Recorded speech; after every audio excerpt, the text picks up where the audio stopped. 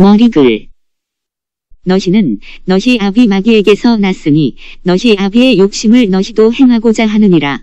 저는 처음부터 살인한 자요 진리가 그 속에 없으므로 진리에 서지 못하고 거짓을 말할 때마다 제 것으로 말하나니 이는 저가 거짓말장이여 거짓의 아비가 되었음이니라. 내가 진리를 말하므로 너희가 나를 믿지 아니하는도다. 요 8:44-45.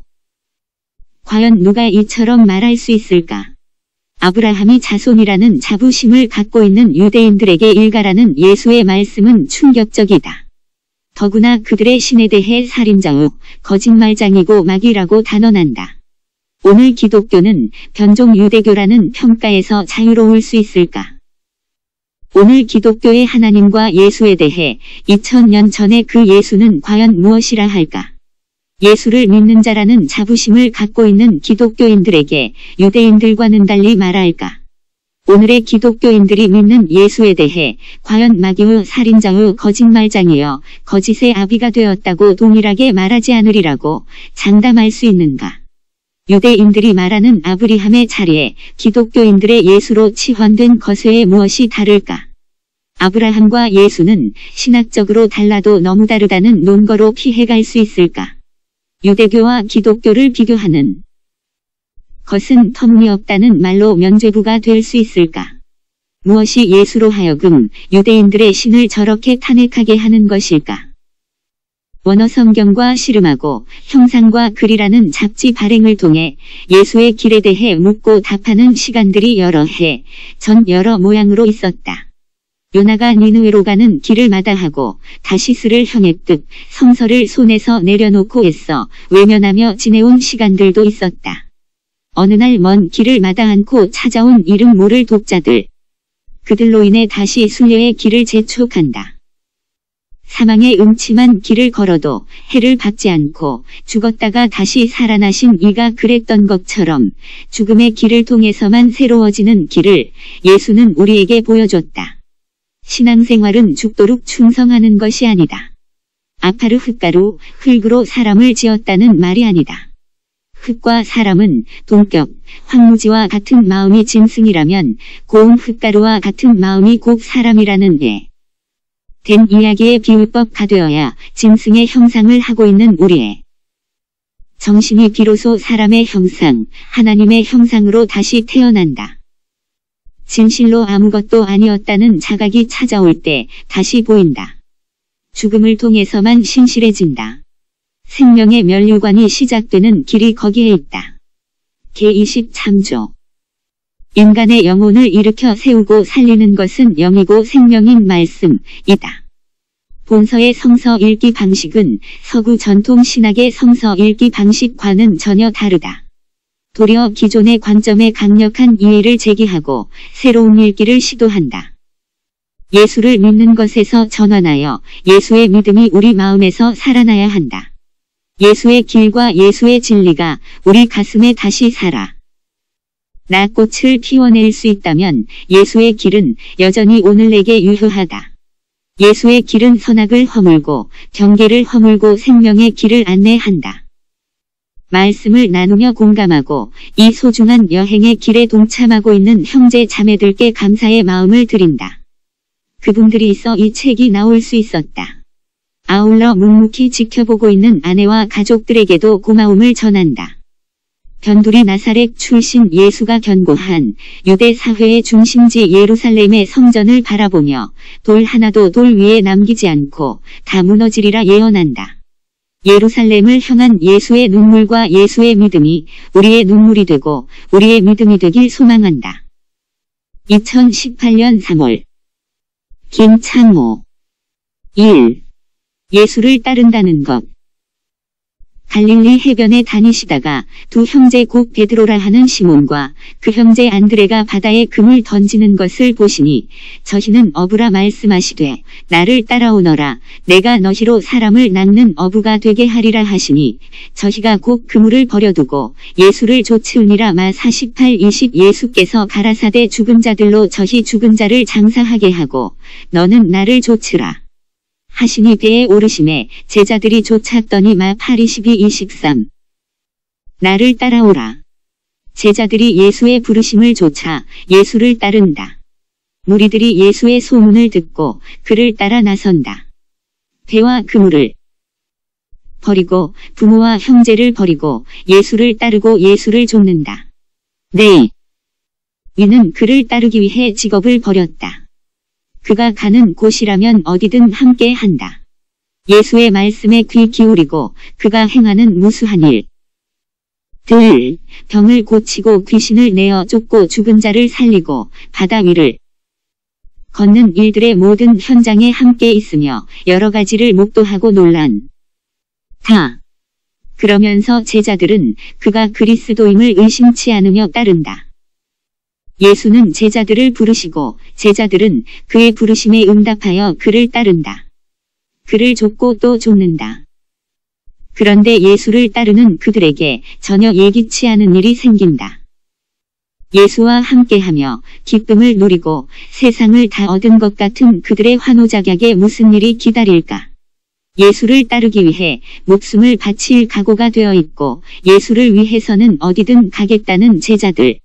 나를 따르라고 말씀하셨던 예수는 그를 따르는 제자들을 향해 새로운 태도를 보인다. 예수는 말한다. 너희는 나를 따를 수 없다. 지금까지는 따라왔는지 몰라도 이제부터 내가 가는 곳에 따라올 수 없다고 하신다. 제자들을 부르시던 그가 또 다른 길을 가신단다. 또 다른 길이라니 그 길은 어떤 길인가? 시몬 베드로가 가로되 주여 어디로 가시나이까? 예수께서 대답하시되 나의 가는 곳에 내가 지금은 따라올 수 없으나 후에는 따라오리라. 베드로가 가로되 주여 내가 지금은 어찌하여 따를 수 없나? 이까 주를 위하여 내 목숨을 버리겠나이다. 예수께서 대답하시되 내가 나를 위하여 내 목숨을 버리겠느냐? 내가 진실로 진실로 내게 이르노니 닭 울기 전에 내가 3번 나를 부인하리라. 13, 36, 38 지금까지 따르던 방식으로는 닭 울기 전에 예수를 3번 부인하는 것밖에 없다. 그러니까 지금까지 예수를 좇던 방식과 앞으로 예수를 따르는 방식은 전혀 새롭고 다른 길임을 예고한다. 우리가 예수의 부르심을 받고 예수를 따를 수 있는 것은 처음 방식으로 할 수밖에 없다. 그저 그가 가는 대로, 그가 이끄는 대로 가는 것말이다. 그를 위해 무엇이든 할 수 있다는 믿음을 보이는 것밖에는 할 수 있는 게 없다. 내가 당신을 위해 목숨을 바치겠습니다. 라는 고백, 헌신하겠다는 고백, 사명감을 고취시키며 오로지 온몸으로 충성하는 방식밖에는 할 수 있는 것이 또 무엇이 있을까? 예수를 따르며 우리가 할 수 있는 것은 거기까지만이다. 그런데 그것은 처음 시작할 때는 그럴 수 있지만 또 처음은 그렇게 시작하지만 그것은 예수를 따르는 게 아니다. 아콜로데오? 팔로우는 본래 함께 같은 길에 있다는 의미를 갖는다. 지금은 따라올 수 없으나 후에는 따라오리라 해서 후에 따르는 방식은 어떤 것일까?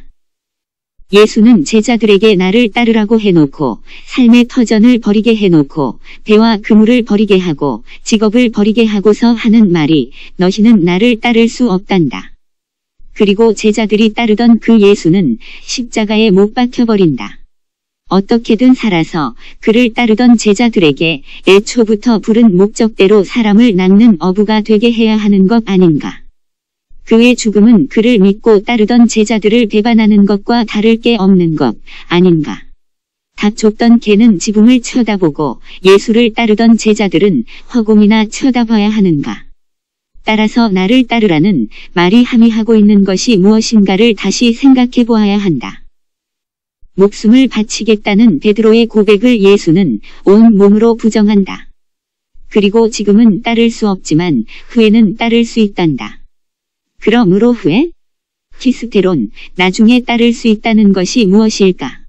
여기서 후후란 처음 방식이 떠나고 두 번째 방식이 찾아올 때를 말한다.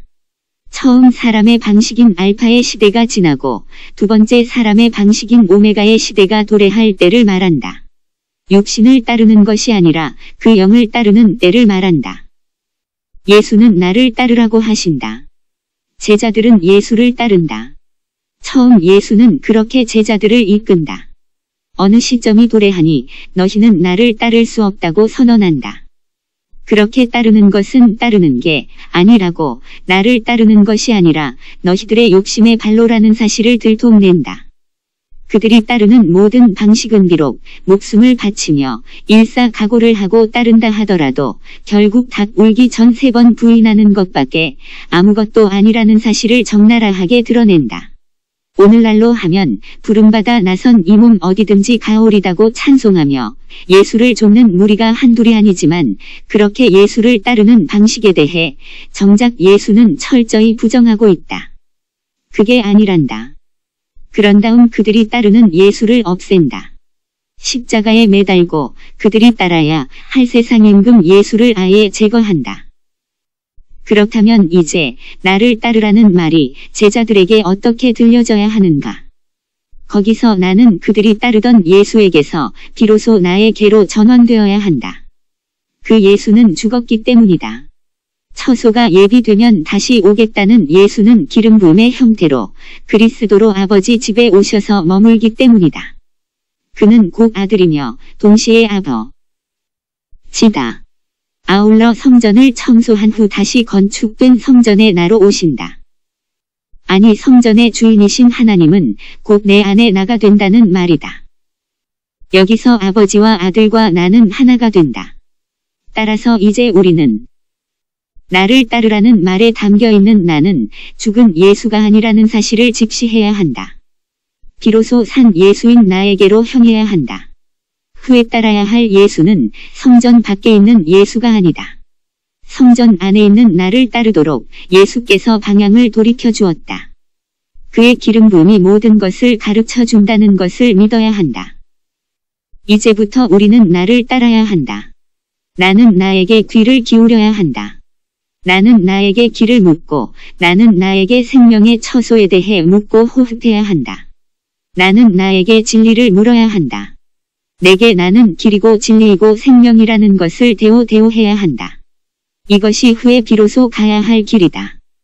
구하고 두드리고 찾으면 구하는 것과 두드리는 것과 찾는 것을 그 기름 부음이 가르쳐 준다.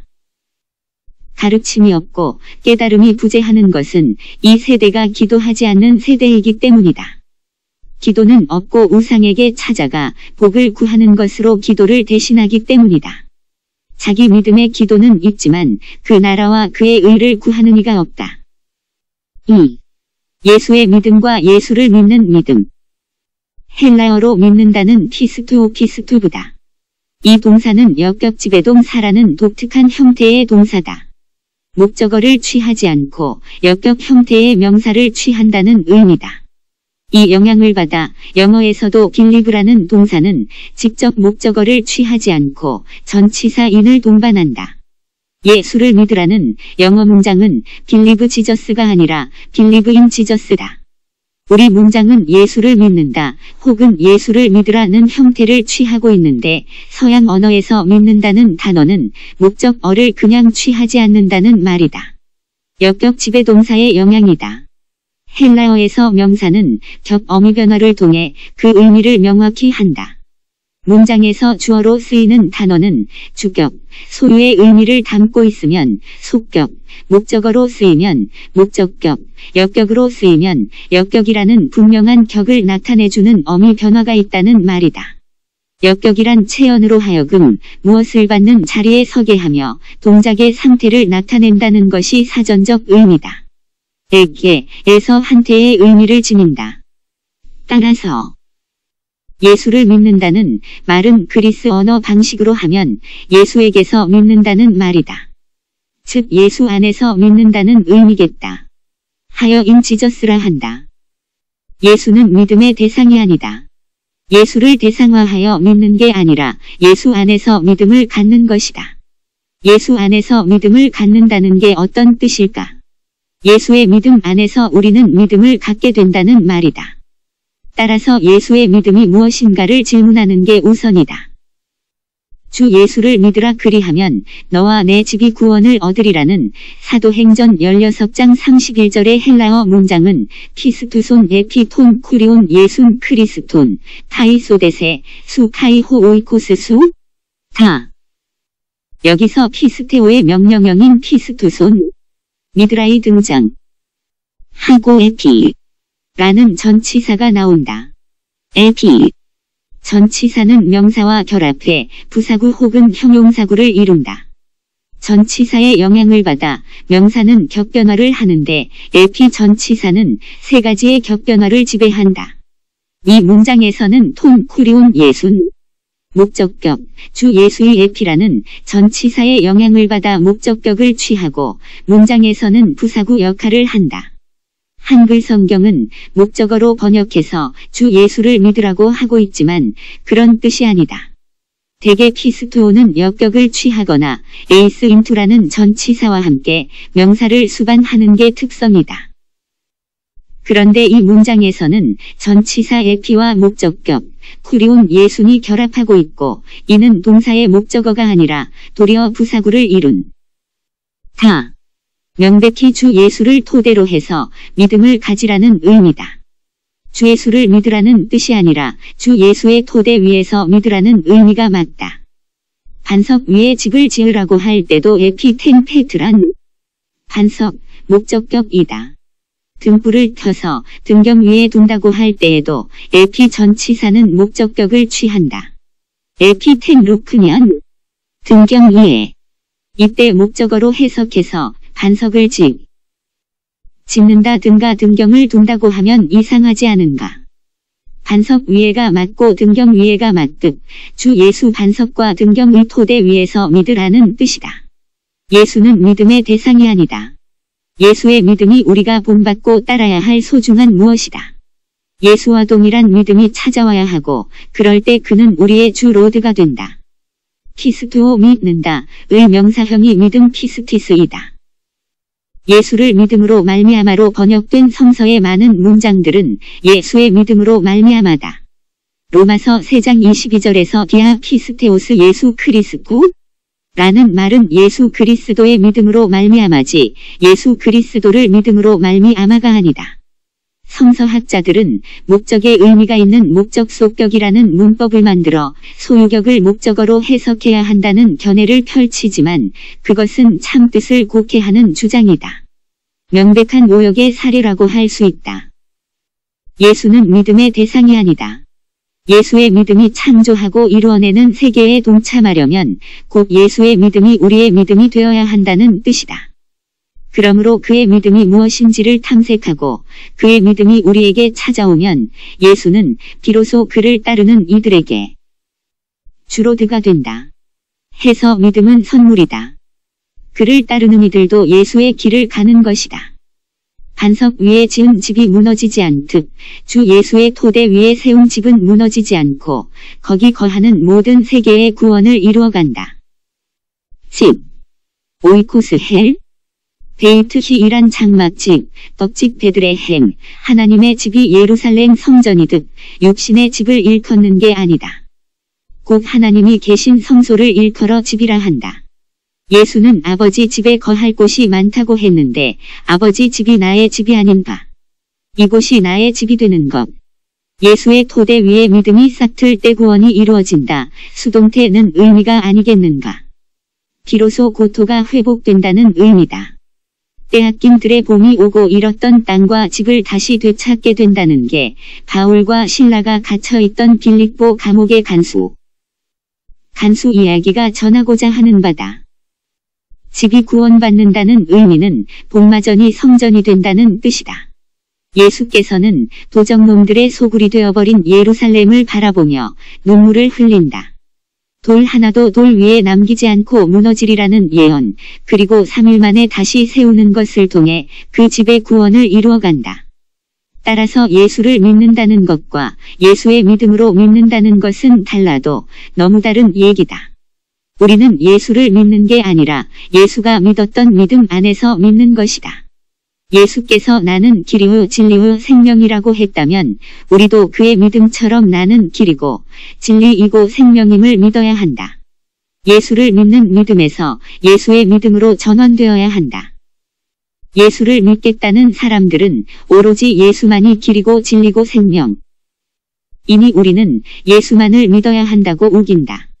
맹목적인 믿음이다. 사실 예수는 오히려 이를 가장 경계했다. 나는 부활 이후 생명이니 이것을 내가 믿느냐고 할 때도 마찬가지다. 마르다는 오로지 당신이 부활이고 생명이며 다시 오실 하나님의 아들이라고 예수를 향한 굳건한 믿음을 드러내고 있지만 예수는 이에 대해 아주 동분히 여긴 것을 보더라도 예수께서 말하고 싶은 부활과 생명은 그게 아니라는 점이다. 여기서도 마르다의 부활과 예수의 부활 개념이 충돌을 일으킨다. 마르다의 부활에 대한 믿음이 예수의 부활을 방해한다. 우리는 부활이고 생명인 예수를 믿는 게 아니라 나는 부활 이후 생명이라고 했던 그 예수의 믿음을 본받아 예수의 믿음 안에서 그가 믿었던 믿음을 가지는 것이어야 한다. 예수는 바로 그것을 보여주고 싶었지만 언제나 그렇듯 인생의 속성은 새로운 자신, 거듭 태어날 자신보다는 자신의 욕망이 투영된 그 밖에 누군가를 믿고자 한다. 여기서 예수 그리스도는 그 밖에 누군가가 되어버렸다. 우상으로 변모했다는 말이다. 예수가 나는 부활 이후 생명이라고 할 때 우리는 그 나에 주목하고 착목해야 한다. 비로소 난 나로구나에 다다를 수 있어야 한다. 나의 나됨은 내가 가야 할 나의 길이다. 나의 나됨은 내게 있어서 나에게 진리다.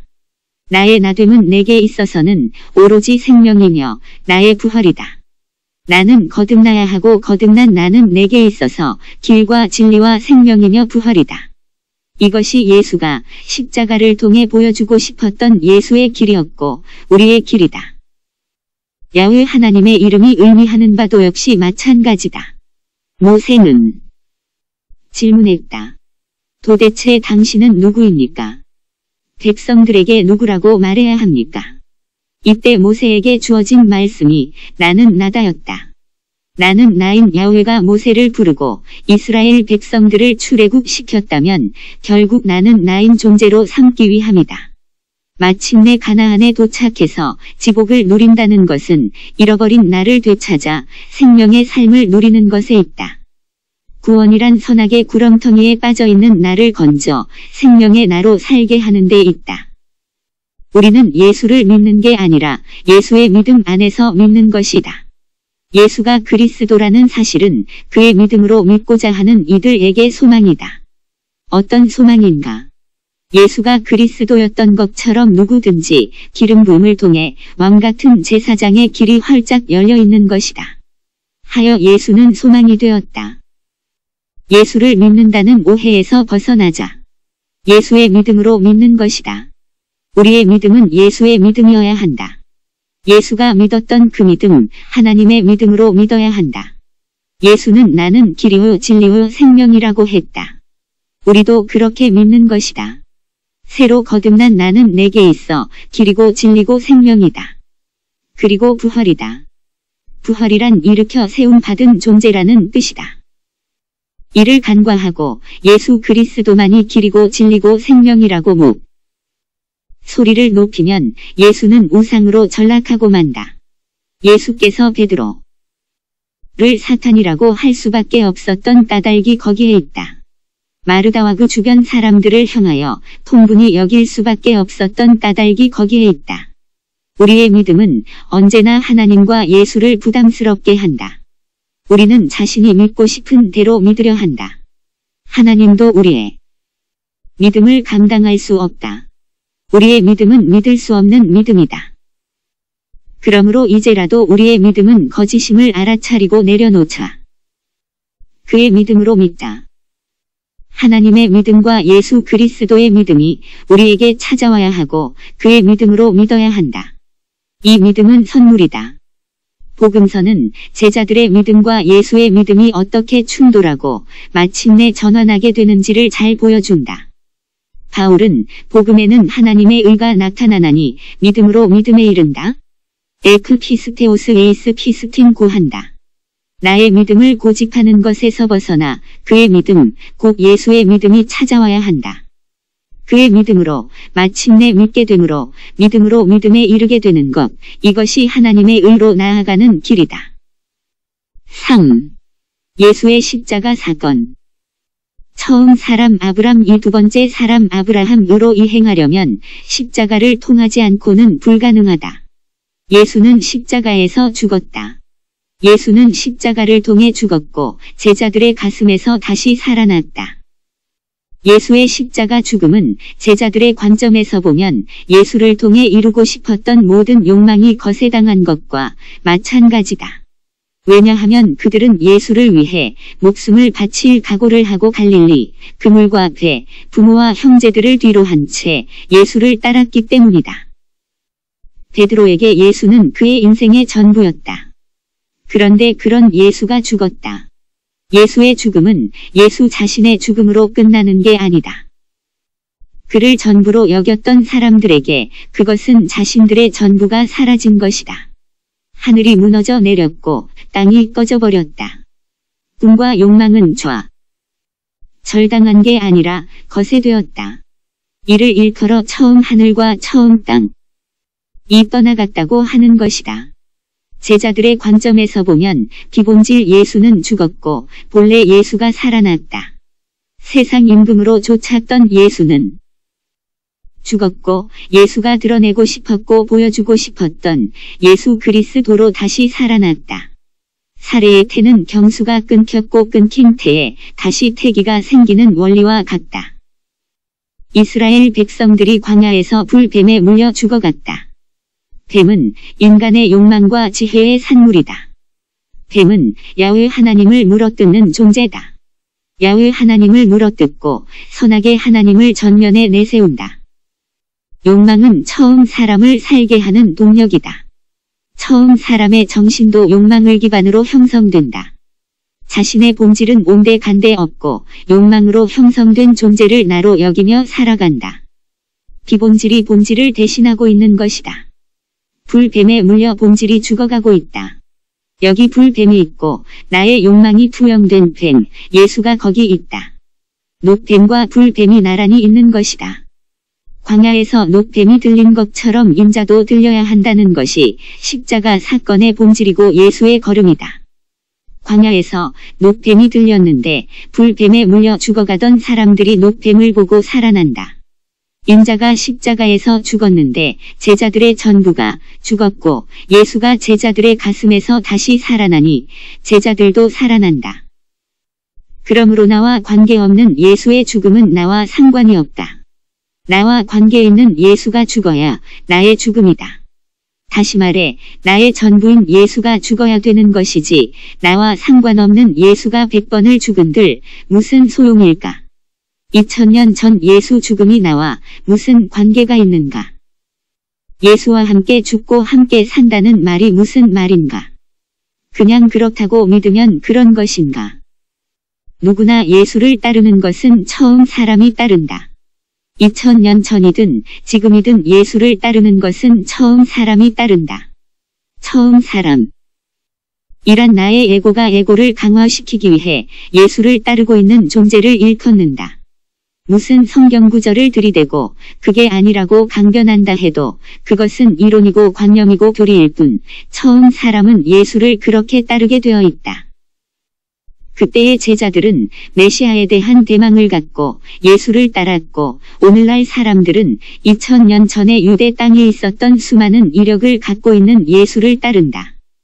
그때의 제자들은 이스라엘을 구원할 메시아로 예수를 따랐고 오늘날 사람들은 자신을 세상에서 구원할 구세주로 예수를 따른다. 그때나 지금이나 예수를 따르는 사람들은 예수가 전부다. 그때의 예수는 십자가에 죽었는데 오늘날 예수는 죽지 않고 살아있다. 전부가 죽지 않고 전부로 남아있으면 그것은 예수와 함께 죽은 것이 아니다. 하여 예수는 부활할 수 없다. 나는 다만 예수와 함께 죽고 예수와 함께 살았다는 도그마만 붙잡고 자기 기만을 계속한다. 함께 죽은 적이 없는데 어떻게 함께 산다는 말이 가능하겠는가? 예수께서 그대의 전부인가? 그렇다면 그 예수는 죽어야 한다.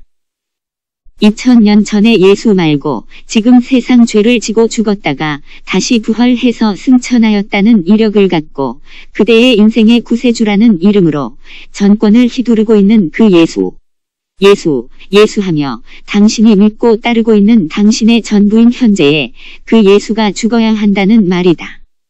광야에서 장대 높이 들려야 한다. 그럴 때만 2000년 전 예수의 죽음이 비로소 징조가 되는 것이고 그대에게 의미가 있다는 말이다. 그러나 그럴 수 없다. 어떻게 믿고 있는 예수인데 죽일 수 있다는 말인가? 그 예수를 어떻게 떠나보낸다는 말인가? 그러나 그 예수가 떠나가야 새로운 예수가 다시 살아난다. 그것이 예수의 부활이다. 십자가를 통하지 않고는 광야의 장대가 아니고는 예수를 달아낼 수가 없다. 오늘도 기본질 예수만이 왕으로 군림하며 그렇게 세상 가운데 좌정하고 있다. 그래서 역설적이게도 언제나 예수를 믿는다는 사람들이 2000년 전 예수의 십자가 사건을 무력화시키고 있다. 그러나 지금도 우리는 그때의 예언을 반복해야 한다. 그대의 예수는 그대와 함께 십자가에서 죽게 되어 있다. 예수를 통해 이루고 싶은 그대 구원의 희망, 천국에 대한 열망들이 돌 하나도 돌 위에 남김없이 다 무너지리라. 무너지리라. 그리고 3일 만에 다시 세워지게 될 것이다. 십자가를 통과한다는 것은 나의 전부인 예수가 그렇게 사그라지고 나도 함께 사그라지는 것을 말한다. 그리고 더불어 다시 살아. 난 예수, 다시 태어난 나를 사는 것이다. 십자가의 흔적이란 경수. 다 끊어진 태를 바라보며 허허로운 웃음을 지을 수밖에 없는 늙은 여인의 애잔한 눈망울이다. 죽은 태에 태기가 있으리라는 것을 어찌 알 수 있으랴. 창세기 18장 9-12절 참조. 노뱀, 불뱀의 상징성과 비유에 대해 조금 더 알아보자. 노뱀. 이란 우리의 욕망을 투사시켜서 세워놓은 예수다. 제자들과 유대 민중들은 만왕의 왕, 세상 임금으로 예수를 추대하고 있다. 하여 뱀이지만 예수 스스로가 그 세상 임금과 관계가 없으니 뱀은 뱀이 로되 노뱀이다. 따라서 스스럼 없이 뱀을 십자가에 매달 수 있었다. 세상 임금은 예수 스스로 취한 자리가 아니기 때문이다. 제자들이 세웠고 민중들이 세운 자리이기 때문이다. 세상 임금을 십자가에 달아매는 순간 불뱀을 기꺼이 잡아먹는 뱀이 되고 있다. 불뱀은 우리 자신의 욕망의 상징이고 그것이 나를 나 되게 하기커녕 본질적인 나를 죽이고 있는 실체다. 내 욕망이 예수에게 투사되고 있지만 예수 자신은 투사된 욕망을 짊어진 채 십자가의 세상 임금을 처형하고 있다. 이는 불뱀을 함께 잡아먹는 형국이다. 모세의 지팡이가 애굽 술객들의 뱀을 잡아먹는 것과 같은 이치다. 욕망 자체는 문제가 아니다. 그 자체는 옳거나 그른 것이 아니다.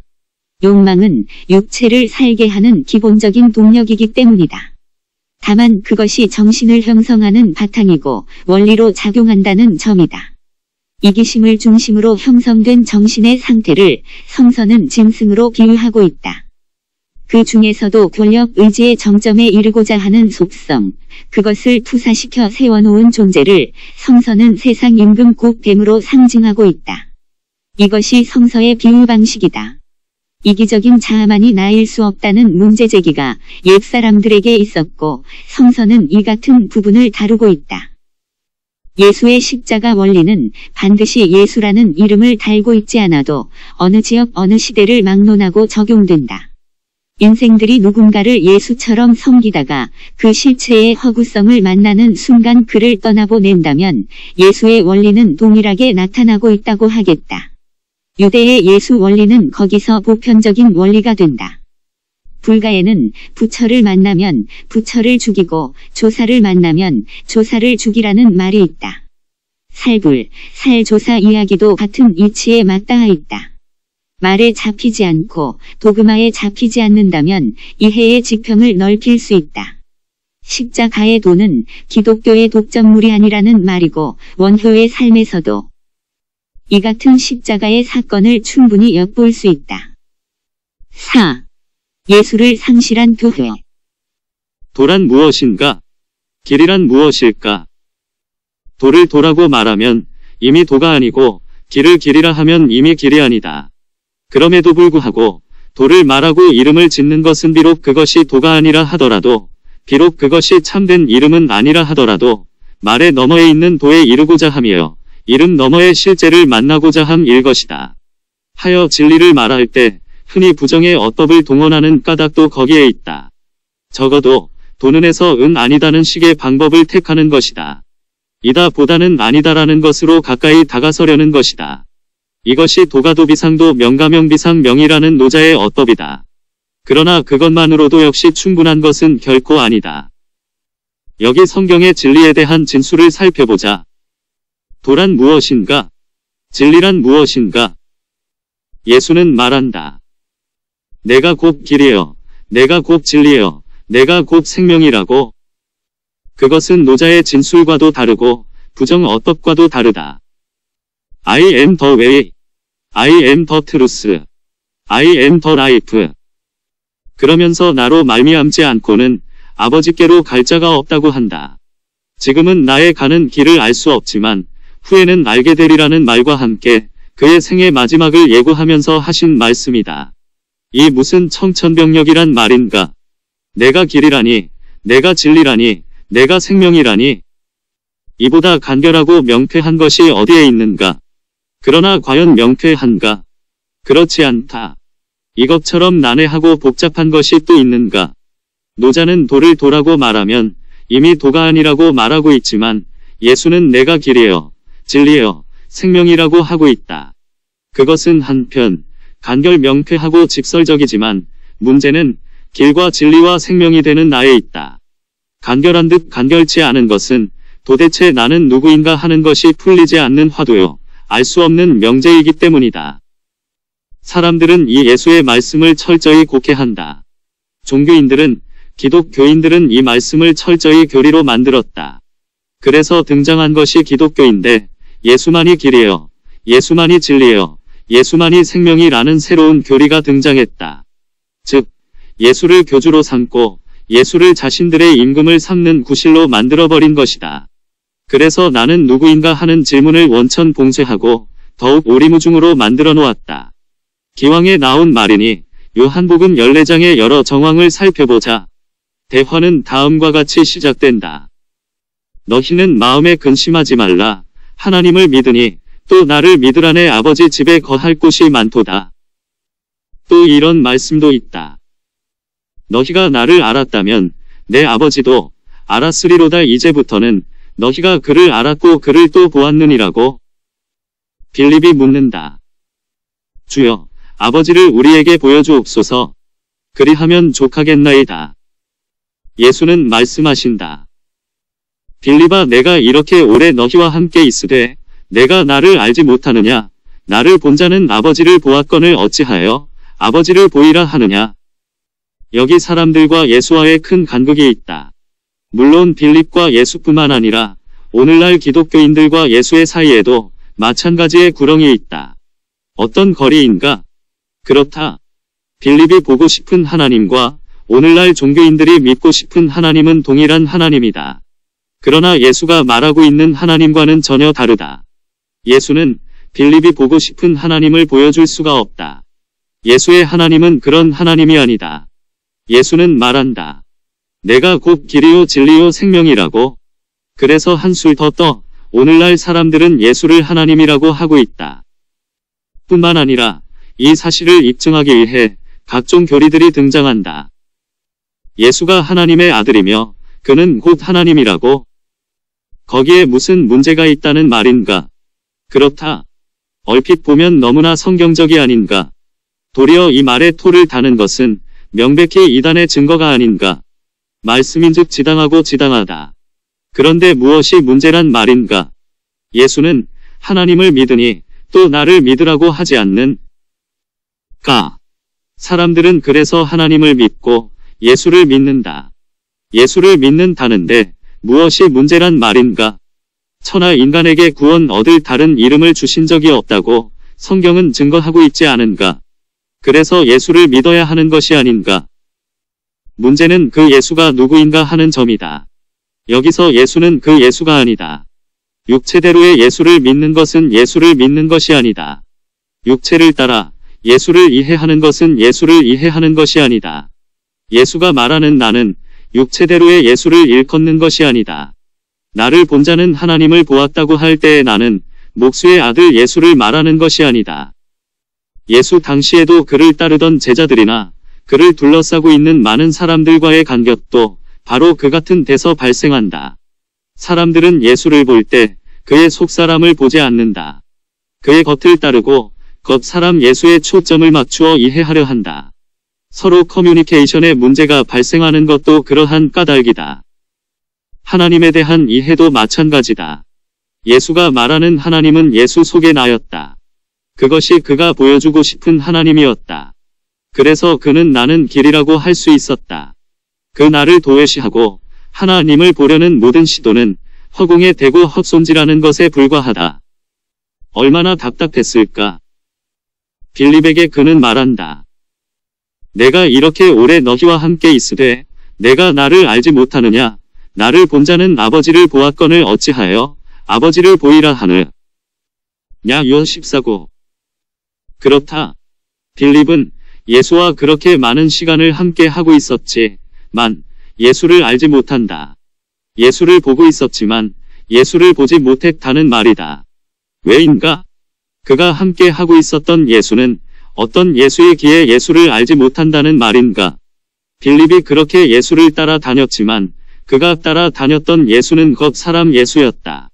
따라서 그는 예수를 보고도 예수를 보지 못했다. 하나님에 대해서도 마찬가지다. 빌립은 예수가 하나님을 보여주기를 바랐다. 예수를 따라다니면서 아마도 예수는 하나님을 보여줄 수 있는 분임에 틀림없다고 믿었을 것이다. 그러나 그러한 믿음은 어디에서 연유하는가? 그가 예수에 대해 하나님을 보여 줄 분이라고 믿는 그 믿음은 그러므로 철저히 육신에 속한 믿음일 따름이다. 즉, 스스로 믿는 스스로의 믿음, 스스로 설정한 예수와 하나님에 대한 믿음일 뿐이다. 그래서 그 믿음이 아무리 굳세고 좋은 믿음이라고 할지라도 헛된 믿음일 따름이다. 베드로가 주는 그리스도시여 살아계신 하나님의 아들이라는 고백을 하는 현장에 빌립인들 없었을 것인가?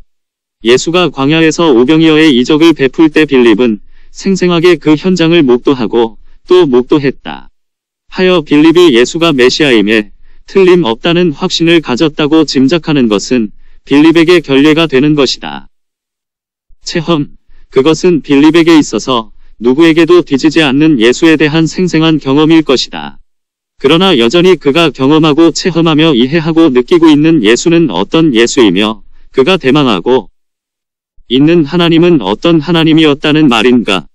빌립이 열망하고 있는 하나님에 대한 예수의 답변은 무엇인가? 빌립이 가로되 주여 아버지를 우리에게 보여주옵소서. 나를 본 자는 아버지를 보았거늘 어찌하여 아버지를 보이라 하느냐? 예수가 일컫고 있는 나는 빌립이 보고 있는 그 예수가 아니다. 예수가 나라고 말하고 있는 나는 아브라함이 보고 기뻐했던 그 나를 말한다. 다윗 때에도 있었던 그 나를 말한다. 예수를 통해서 그 존재를 본다면 그것은 곧 아버지를 본 것이다. 그러나 그를 따르던 제자들은 그 예수를 보지 못했다. 다만 그 나를 담고 있는 그릇에 불과한 겉 사람 예수를 보고 있었다. 그래서 예수를 보지 못한 것이다. 아니, 그래서 하나님을 알지 못한다. 하나님을 보여달라고 여전히 떼쓴다. 요한복음 14장은 예수의 공생애가 마무리되고 있는 시점이다. 사연이야 어떻든 제자들은 생업을 내던지고 예수를 따랐다. 그를 믿었다. 그를 믿지 않고서야 어찌 얘까지 따라왔겠는가? 그런데 예수는 말씀하신다. 하나님을 믿으니 나를 믿으라고.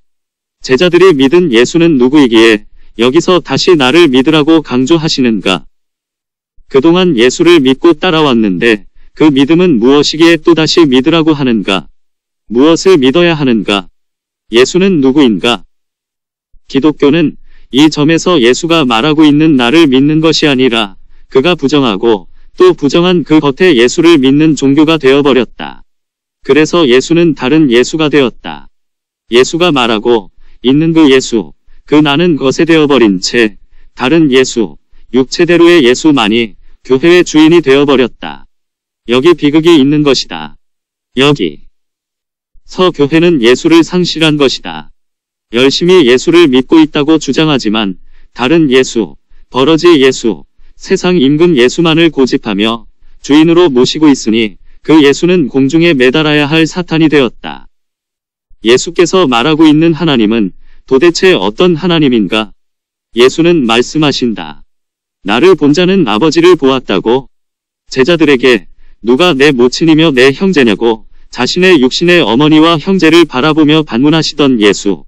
거기서도 육체를 따라서 말한다면 마리아와 그의 형제들은 분명한 그의 어머니며 형제들이었다. 그러나 예수가 누가 내 어머니며 형제며 자매인가라고 할 때의 그 예수는 예수가 참으로 보여주고 싶었던 예수였다. 그것이 요한복음 14장에서 말하고 있는 나다. 예수에게 있어서의 하나님은 바로 그 예수의 나였다. 따라서 하나님은 그 나 안에 계시고 그 나는 하나님 안에 있는 것이다. 여기서 하나님의 처소가 어디인지가 분명해진다. 그 자리에 하나님이 계셔야 할 그 자리에 다른 존재가 앉아 있으니 예수는 이 성전을 청소하고 소재하러 오신 분이다. 처소를 예비하기 위해서 오신 분이다. 육체대로의 예수가 떠나야 비로소 처소는 예비된다. 하나님은 어디 계신가? 오늘날 하나님에 대한 칭송이 하늘을 찌를 듯하다. 하나님에 대한 높임말이 하늘에 닿아 있다. 그 중에 하나가 아니 계신 곳이 없으신 무소부재하시고 편만하신 하나님이다. 이 얼마나 하나님께 영광을 돌리고 싶은 인간의 가상한 표현인가? 이 말을 듣는 하나님이 얼마나 흡족해 하실까? 이처럼 신앙적이고 성경적이고 오직 하나님께만 영광을 돌리려는 코람데오의 갸륵한 신앙이 또 어디 있는가? 그런데 이는 신을 향한 인간의 아부 근성이 배어있는 주술적 용어다. 이렇게 하나님을 표현하는데 최고의 찬사와 신학 이론으로 흠잡을 데 없이 무장한 무소부재하시고 편만하신 하나님 속에는 예수가 말하는 하나님은 존재치 않는다. 예수가 보여주고 싶은 하나님은 부재하다는 말이다. 예수는 하나님이 무소부재하시다고 가르치지 않는다. 아니, 성경은 하나님이 어느 곳에나 계시다는 것을 가르치지 않는다. 성경의 수많은 선진들은 하나님이 계신 처소에 대해서 의견이 일치한다. 하나님은 무소부재하신 것이 아니라 오직 성전에만 거하신다고 가르친다. 그렇다. 미안하지만 하나님은 오직 성전에만 계신다. 아니다. 성전에서도 휘장 너머의 지성소에만 계시다는 것이 성경의 가르침이다. 두세 사람이 내 이름으로 모인 곳에는 나도 그들 중에 있느니라 마 18이 씹는 말씀도 마찬가지다. 두세 사람이란 자신 안에 있는 기름 부음과 기름 부음이 있었던 선진들 증거하고 있는 성서의 인물, 그리고 속사람에게 귀 기울이는 겉사람을 포함하면 둘 혹은 세 사람이 된다. 우리의 겉사람과 속사람은 마침내 하나 되어야 하고 거기에 하나님이 함께 하신다는 뜻이다. 이 같은 원리가 사람과 사람 사이의 소통으로 확장된다. 그 같은 소통의 구조를 일컬어 두세 사람이 모인 곳에 나도 그들 중에 있다고 한다. 이 사실을 가르치기 위해 모세오경이 있고 선지서와 십가서와 신약의 많은 성경들이 있다. 성경 어느 곳을 보더라도 성전이 빠지고 얘기되는 곳이 있는지 자세히 살펴보라. 신구약 모두 이 성전을 이야기하기 위한 책이 아닌가. 하나님은 오직 예루살렘 성전에만 계시다는 사실을 말하기 위해 저토록 성경이 두꺼워졌다는 사실을 아는가. 언제부터인가 이러한 가르침을 희석시키기 위해서 누군가로부터 시작되었는지는 몰라도 하나님은 성전에서 축출되었고 금칠이 되어서 아니 계신 곳이 없이 어디에나 계신 분으로 환원되었다. 그대의 믿음은 하나님이 어디에나 계신 분으로 존재해야 믿을 만한 하나님일 터이나 어찌할 것인가. 어디에나 계신 하나님이라는 그대의 충성스러운 고백은 아무 곳에도 하나님은 계시지 않다는 말과 동의어라는 사실을 안다면 함부로 무소부재하신 하나님이라는 둥 괜히 있지도 않은 신앙심을 자랑하는 듯한 기도문은 이제라도 멈추시라. 역설적이게도 하나님은 성전에 계실 때만 어느 곳에든지 계신다. 왜일까? 예수가 보여주고 싶은 길과 진리와 생명은 바로 그 성전에 계신 하나님이다. 그 하나님은 곧 나를 통해서만 볼 수 있고 만날 수 있다. 그래서 하나님을 만나는 것은 나를 만나는 것이에요. 나를 본 자는 하나님을 본 자다. 하나님은 거기 그렇게 계신 것이 아니라 여기 이렇게 계신다. 나는 내 안에도 있고 그 나는 내 안에도 있다. 그 나는 아브라함 때도 있었고 다윗 때도 있었고 어제도 있고 오늘도 있고 내일도 있다. 그 나는 소자에게도 있고 형제에게도 있고 자매에게도 있다. 내게서 그 나를 볼 수 있을 때 비로소 너와 나는 나로 만난다. 그 밖에 하나님은 모두 죽은 하나님이다. 그 밖에 하나님은 모두 살인자요, 죽이는 자요, 거짓말하는 자요, 기만하는 자다. 그 하나님은 속이기 위해 끊임없이 율법과 계명을 반포한다. 왜 다툼과 갈등이 판을 치고 있는가? 그 나는 신기루에 불과하고 그 자리에 좌정하고 있는 것은 정과 욕심과 이생의 자랑만 있기 때문이다. 나가 아닌 도적놈이 자리하고 있기 때문이다. 이 도적놈을 두고 나는 누구인가 하고 100번을 물어도 그는 예수가 말하고 보여주고 싶은 나가 아니라 여전히 도적놈이다. 거기서 나는 누구인가 하고 짐짓 심각한 듯 질문해보았자 철학적 사유에 불과하고 도적놈이 자신을 그럴듯하게 치장하려는 지적 유희에 불과하다. 나는 보이지 않고 여전히 거짓만 보인다. 거짓 너머에 있는 나만이 화해요, 사랑의 신호탄이다. 그 나 속에만 길과 진리와 생명이 있다. 하나님은 거기에만 계신다. 도란 무엇인가? 나가 도다. 내게 있어 나의 됨됨이를 이룰 수 있는 것은 나 외에 다른 길이 없다. 진리란 무엇인가? 나가 진리다. 감춰있고 숨겨져 있는 것이 밝히 드러남 알레데이아 이 진리라고 히브리인들은 말한다. 숨어있고 감춰있는 존재는 지성소에 비치고 나다. 나는 오로지 내게 있어 나만이 진리다. 나의 됨됨이에 도달케 하는 것은 오로지 나라는 말이다. 생명이란 무엇인가? 나가 생명이다. 내게 있어 나 외에 무엇이 생명이 될 것인가? 하나님은 어디 계신가? 나 속에만 계신다. 그리고 그대 속에만 계신다. 하나님은 다른 곳에는 결코 계시지 않는다. 사탄도 다른 곳에는 결코 없다. 오직 그대 속에만 머문다. 나는 길이고 진리고 생명이라는 것이 예수의 믿음이었다. 우리의 믿음도 그의 믿음을 따라 나는 길이고 진리고 생명이라는 것에 있어야 하지 않는가? 그대는 성전인가 복마전인가? 5. 창세기와 종말론. 종말론은 창조론과 함께 기독교 교리의 근간을 이룬다. 창조론은 우주의 기원이 신이 창조와 함께 시작된다는 기독교의 세계관이다. 인생은 시작이 있고 끝이 있다. 태어남이 있고 죽음이 있다.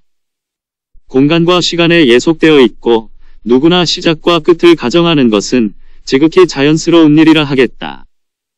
해서일까? 성서의 창세기라는 책의 명칭도 우주의 시작을 염두에 둔 책명이다. 모든 것의 시작을 말하는 책이라는 전제하에 지어진 이름이다. 히브리인들의 방식에 의하면 창세기가 아니다. 모세 오경을 지칭하는 히브리인들의 방식은 책의 첫 단어가 곧 그 책의 명칭이다. 따라서 히브리인들의 방식에 의한 책명은 지네시스, 톨도트가 아니라 비레시트, 베레시트다. 태초에 베레시트 하나님이 천지를 창조하시니라 창 1일. 오늘날 창세기라는 명칭은 창세기 2장 4절에 대한 70인역의 헬라어 번역에서 유래한다. 해 비블로스 게네세오스. 책의 편집 과정에 대한 고증과 토론이 필요한 부분이기도 하다. 그리고 히브리어 톨도트게보, 후에 자손을 게네세오스로 번역할 때의 게네세오스도 역시 창조나 기원의 의미이기보다는 게보, 후에 자손의 의미를 담고 있다. 결정적으로 라틴어 성경이 톨도트 혹은 게네세오스를 오리지니로 번역하면서 헬라어 게네세오스조차 기원이나 창조의 의미로 변질되었다는 게나의 생각이다.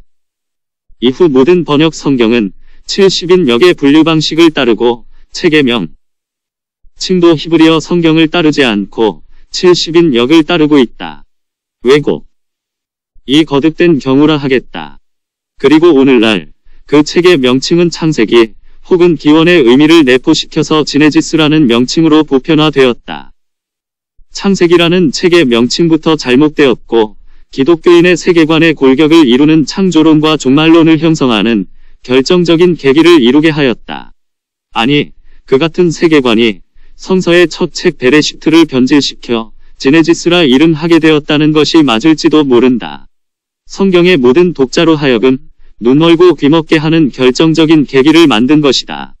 필자도 일반적인 분류 방식에 따라 어쩔 수 없이 사용하고 있는 창세기 한 장엔 물론 창조에 대한 많은 이야기가 등장한다.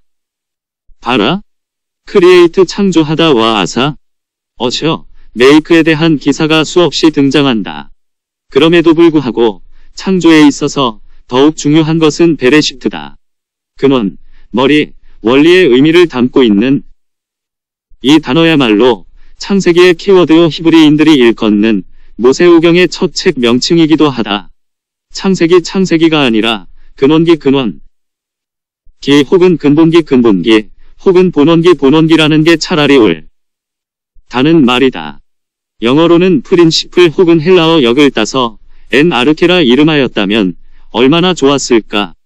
지금이라도 잃어버린 책의 이름을 되찾아야 한다는 게 나의 생각이다. 종말론 에스체탈라지온 창세기라는 명칭이 시작되면서 창조론과 더불어 자연스레 상정된 또 하나의 지독한 교리를 형성하고 있다. 우주의 창조와 더불어 우주의 종말을 말하는 것은 매우 당연한 현상이 아니겠는가. 그러나 창세기는 우주의 수많은 현상을 빌어 창조 이야기를 하고 있지만 그것은 물리적 우주 창조 이야기가 아니다.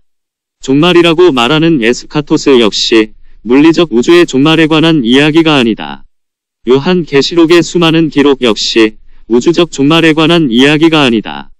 예수가 말하는 세상의 끝날에 대한 이야기는 물리적 하늘과 땅의 끝을 이야기하는 게 아니라는 말이다. 기독교뿐만 아니라 혹세무민하는 모든 종교의 종말론은 인간의 육체가 시작과 끝이 있어 시간과 공간에 종속될 수밖에 없고 시공의 한계에 갇혀 있다는 사실에 기생하여 생성된 것들이다. 이는 도리어 인간의 의식을 황폐하게 하는 종교적 장치들이다. 내세를 의식해 현세에서 옷깃을 여미게 하는 긍정적인 역할이 있다는 말로 종말론의 미망을 덮을 수는 없다. 종말론적 광풍이 휩쓸고 간자리는 언제나 허무와 죽음이 있을 뿐이다. 인간의 헛된 욕망이 창조해낸 기만과 속임수가 종말론이다. 성서를 이 같은 관점에서 읽는 일을 멈출 수는 없을까? 6. 선악과와 에스카토스 종말에 대해 지식이란 무엇일까? 지식은 정신의 양식이다. 에덴에서의 선악과 이야기는 인생들이 살아가는 실존 방식을 잘 설명해준다. 선악을 알게 하는 지식의 나무 열매를 먹는다는 뜻은 하여 선악을 맺는 나무가 되었다는 뜻은 처음 사람의 삶의 방식이 무엇인지를 잘 드러내준다. 에덴의 아담에 대한 이야기 방식은 인간을 진단하는 데 있어서 참으로 탁월하다. 각이 성경이 왜 경전인지 알 수 있게 해준다. 아는 것은 힘이다. 이것은 처음 사람의 세계관에서 그러하다. 동서와 고금을 막론하고 힘의 우위를 확보하는 가장 큰 첩경은 지식이다. 정보를 독점하고 있는 사람이 강력한 힘을 차지한다. 지식은 반드시 옳고 그름을 낳는다. 지식은 선악의 어머니라는 말이다. 지식의 나무에 맺힌 열매가 옳고 그름이며 선과 악이라는 말이다. 지식의 생성은 에고를 중심으로 이루어진다. 모든 지식은 이기적인 자아를 중심으로 정렬된다. 보편적이고 과학적인 지식조차도 철저히 인간을 중심으로 이루어지고 있다. 과학적인 지식이 끊임없이 객관을 지향하고 있지만 궁극적으론 인류를 중심으로 해석 체계가 설정되고 있을 따름이다. 수학적 엄밀성과 객관성을 중심으로 체계를 세운 과학 지식의 결정체인 우주선을 일례로 살펴보라. 그 같은 지식 체계가 인류를 중심으로 인간의 이기심을 중심으로 체계가 이루어져 있음을 알 수 있다. 현대인들이 숭상하고 있는 기술이성 테크니취의 ERNUNFP조차도 과연 객관에 기반하고 있다고 누가 장담할 수 있을까? 지식은 찌르는 칼이다. 자신의 우위를 확보하기 위한 가장 큰 무기다. 자기가 알고 있는 지식을 기준으로 인생들은 서로에 대해 관계 설정을 하려 한다. 내가 옳고 너는 틀렸다. 혹은 이렇게 해야 하는데 내가 잘못한 것은 아닌가 하는 식이다. 즉, 특정한 기준을 중심으로 상대에 대해서도 혹은 자신에 대해서도 판단하고 재단하게 된다. 나에게 유익한 것이면 선하다 하고 나에게 불리하면 악하다고 한다. 너는 틀렸고 악하다고 판단하기 때문에 화를 내는 것이다. 따라서 화의 근원도 따지고 보면 지식이다. 지식은 달콤한 유혹이다. 지식은 힘을 길러주는 강력한 원천이기 때문이다. 지식을 갖고 있는 사람은 그렇지 못한 사람을 지배한다. 지식은 에고를 중심으로 생성되고 해석되고 적용된다. 더구나 에덴의 이야기는 선악을 알게 하는 지식의 나무라고 한다. 즉, 내가 알고 있는 것을 통해 선하다거나 악하다고 판단하는 지식의 특성을 말한다. 모든 인생은 이 같은 마법에 걸려 있다. 화를 내는 경우를 검토해보라. 상대방이 틀렸다는 그 까닭을 한번 살펴보라. 그것은 이미 갖고 있는 지식과 상대의 행동이 상반되기 때문에 너는 틀렸다고 판단하고 화를 내는 것이다. 이것이 선악을 알게 하는 나무의 실과를 먹고 있는 우리 인생들의 처연한 실상이다. 인생들이 선이라고 하는 선은 따라서 선이 아니다. 자신에게 유익한 방식으로 기능하는 모든 것을 선이라 규정하고 있기에 상대적 선이고 나에게 선인 것이 상대에게는 악인 경우가 대부분이기 때문이다. 모든 인류의 전쟁은 거기서 비롯된다. 우리 인생들이 아무리 선이라고 해도 결국 그것이 선일 수 없는 까닭은 이기적인 자아를 중심으로 한 해석 체계 때문에 그러하다. 성경을 들어 이야기하는 사람들이라고 해서 예외가 있는 게 아니다. 더욱 첨예하게 지식의 특성이 나타난다. 경전을 빗대어 이단으로 규정하는 일들은 비일비재하다. 인류의 모든 전쟁은 종교전쟁인 까닭이 거기에 있다. 구원받았다고 하면서 더욱 극단적인 스스로의 선에 빠져 그 외의 것을 악으로 규정하는 것이야말로 선악과를 먹고 있는 인생임을 자증한다. 교리 도그마는 종교적 지식 체계다. 교리는 대개 신에 대한 지식 체계인데 이것이 얼마나 큰 선악의 지식으로 작용하는지 끔찍하다는 말로도 부족하다. 교리적 지식 체계는 그에 반하는 사람들 입장에서 보면 섬뜩하다. 이게 아담 곧 사람이다. 인류의 조상 아담이 선악을 알게 하는 지식의 나무 열매를 따 먹은 것이 원인이 되어서 오늘날 우리도 죄인이 된 것이 아니라 처음 사람은 모두가 그러하다는 게 에덴의 아담 이야기다. 에덴의 아담 이야기는 그 같은 우리 인생의 실존을 드러내주고 있는 이야기다. 처음 사람 아담 안에서는 누구나 예외가 없이 그러하다. 우리는 모두 이기적인 자아를 중심으로 태어나고 또 그렇게 살아가는 존재이기 때문이다. 성서가 에덴이 야기를 통해 진단하는 인간에 대한 통찰이다. 따라서 성서에서 말하는 에스카토스, 마지막 날이란 우주의 종말을 말하는 것이 아니라 바로 위와 같은 선악의 세계관이 끝나는 날을 의미한다. 처음 사람의 때를 마치고 두 번째 사람으로 태어나는 때를 의미한다. 때가 가까이 왔다는 이야기는 예수 당시부터 있었던 이야기 아닌가. 당시에도 이 말을 오해한 사람들은 좀 말론적 광란을 일으킨다. 2000년이 지난 오늘에도 같은 광기는 도처에서 반복되고 있다. 에덴 이야기에서는 선악에 상응하는 개념으로 생명이 등장한다. 선악은 지식과 짝을 이루고 생명은 로고스와 관계한다. 처음 사람을 6월 패서버하여 두 번째 사람으로 넘어가는 6월절, 선악이 아닌 생명의 속성이 충만하게 되고 거룩이 넘쳐나는 때가 도래하는 오순절, 그리고 모든 열매를 거둬서 창고에 들이는 수장절은 두 번째 사람 내면의 여정이기도 하다. 하여 처음 사람의 시대는 크로노스라는 시간에 종속되었다면 두 번째 사람의 시간은 카이로스의 시간에 편입된다. 카이로스의 시간에 참여한다는 것은 끊임없이 위로부터 오는 생명의 에너지를 교감하며 영성의 깊이가 더해지는 영성의 시간에 동참한다는 것을 의미한다.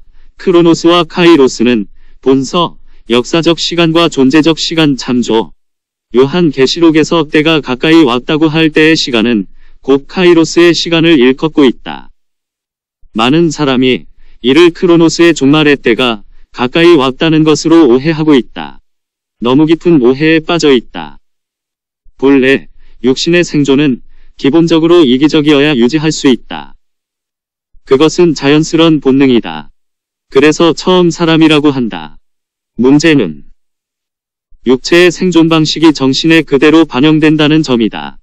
우리 인생이 처음 사람으로만 산다면 비록 호모 사피엔스라는 이름을 걸치고 있다 하더라도 본능으로만 사는 동물과 조금도 다르지 않다는 게 성서의 규정이다. 호모 사피엔스로서 도덕을 만들고 윤리를 규정하고 각종 법률과 제도를 갖추고 성경을 들고 하나님과 예수의 이름을 빌어 미르한 종교를 구축한다 해도 본질적으로 직립부행하는 동물일 뿐이라는 것이 성서의 진단이다. 인간의 정신이 약육강식의 세계에 노출되어 있는 동물의 형상일 뿐이다. 거듭나야 한다는 것은 그 같은 세계관에서 한 번 더 새로워진다는 이야기다. 생명의 질서에 의해 살게 된다는 의미며 이기적인 자아가 선악을 중심으로 살아가는 것에서 생명을 중심으로 살아간다는 것이다. 옳고 그름으로 살아가는 것이 아니라 생명의 원리로 살아가는 삶이 전개된다는 뜻이다. 여기서 생명으로 사는 것이 무엇인지 선악에 경도된 인생들은 알 수 없다. 살아본 적이 없어서 그게 무엇을 말하는지 이해할 수 없다. 선악의 체계에 의해 잘 짜인 시스템에서 생명의 시스템으로 옮겨간다는 것은 선악의 세계에 대한 반란이며 소동케 하는 것이고 혼란스러운 것이며 선악의 세계관에서는 용납할 수 없는 것이다. 그럼에도 인생은 선악의 세계를 극복해야 한다. 요한계시록에서 말하는 이기는 자란 선악의 세계관을 넘어선 자라 해도 틀리지 않는다. 성서에서 말하는 에스카토스 종말과 흔히 말하는 우주 종말론 사이에는 어떤 차이가 있는 것인가? 처음 사람은 선과 악의 가치관과 세계관에 빠져 살기 때문에 연스럽게 우주의 종말을 가정하고 상정한다. 선한 사람은 생명의 부활로, 악한 사람은 심판의 부활을 하게 될 것이라는 말씀을 우주의 종말과 관련해서 읽고 해석하려 한다.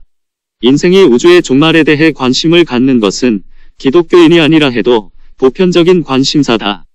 인생이 내일을 예측하는 것은 어느 정도의 개연성을 갖고 예측해 볼 수는 있지만 동시에 신비하게도 한치의 앞을 알 수 없다.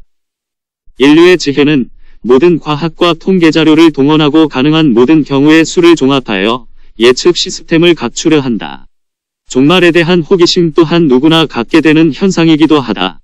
한치의 앞도 알 수 없다는 것이 약점일까?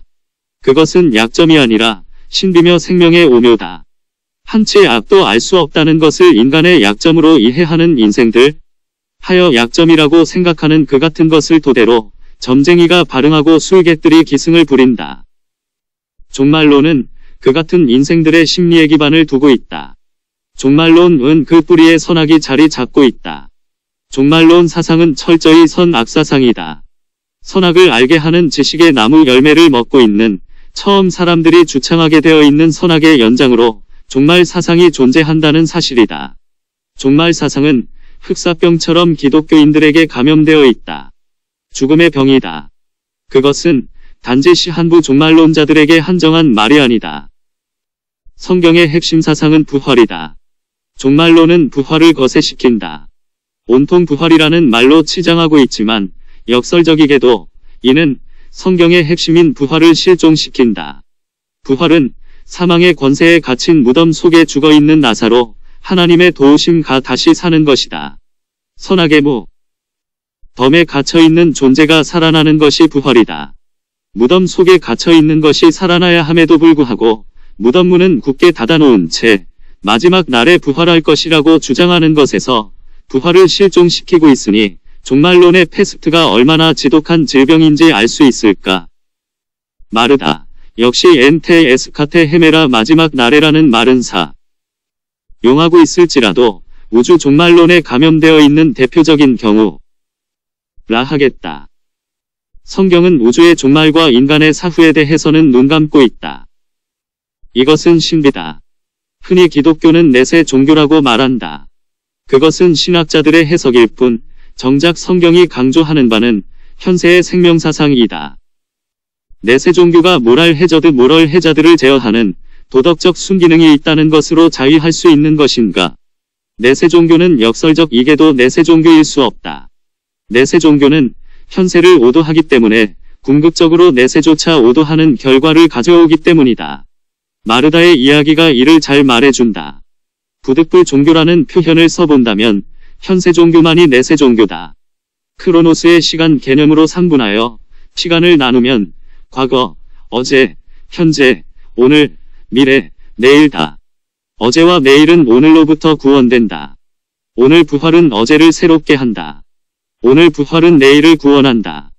오늘은 내가 나로 사는 날이지 나를 희생하고 내일을 준비하는 날이 아니다.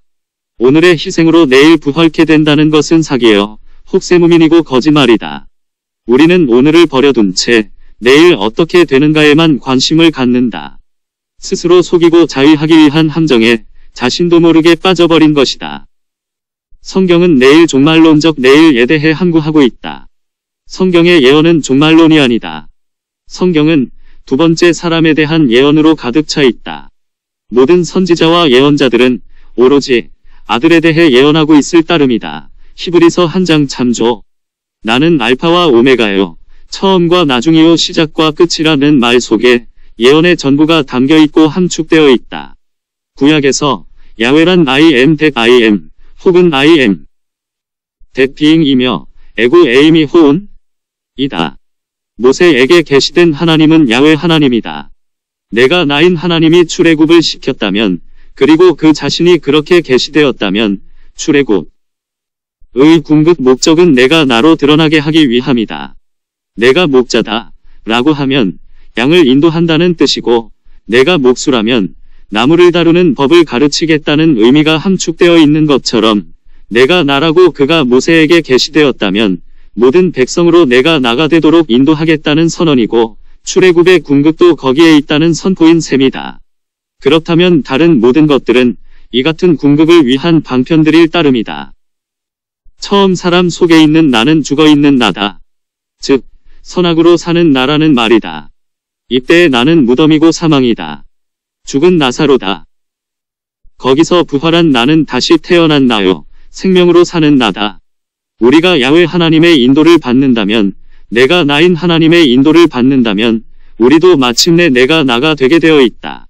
그것이 구원에 이르게 되는 것이고 이것이 성서가 말하고자 하는 핵심 중의 핵심이라 하겠다. 이 점에서 야훼의 날은 엘로힘이 야훼엘 로힘으로 계시되는 날이에요. 인생이 새로 태어나는 날이며 내가 곧 나로 태어나는 날이다. 나는 알파와 오메가라 개18. 오늘 내가 나가 되면 어제의 처음 사람은 오늘의 나를 위해 존재했기에 비로소 어제는 거룩해진다.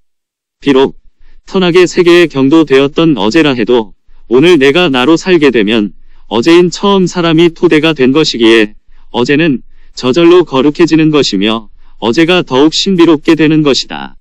선악의 세계조차 오늘로 인해 거룩해진다는 말이다. 오늘 내가 나로 산다면 내일도 그렇게 살게 되는 게 자연스러운 이치다. 종말의 때의 상급이 어떻고 하는 식이 아니라 내일은 오늘의 나로 인해 내가 나인 그것으로 인해 구원된다. 예수는 스스로를 예고 에임이 I am라고 말한다. 구약의 야훼 하나님이 예수 그리스도에게서 그대로 현현되고 있다. 오늘 우리에게도 동일하다. 예수께서 세상 죄를 지고 가는 어린 양이고 세상 죄에서 구원할 자라면 내가 나가 되는 순간 비로소 야훼는 여호수아, 호세아, 예수로 이어지는 이름의 값을 하게 된다. 무덤 속에 내가 나로 부활하기 때문에 예수는 거기서 구원자로 등장한다. 야훼가 예수가 되고 부활한 나가 비로소 나가 된다. 따라서 성경이 종말을 항구하고 있는 것이 전혀 이상하지 않다. 에스카토스를 종말론으로 혹세무민하는 종교단체들이 우후죽순처럼 발응하고 있는데 어찌 안타깝지 아니하랴.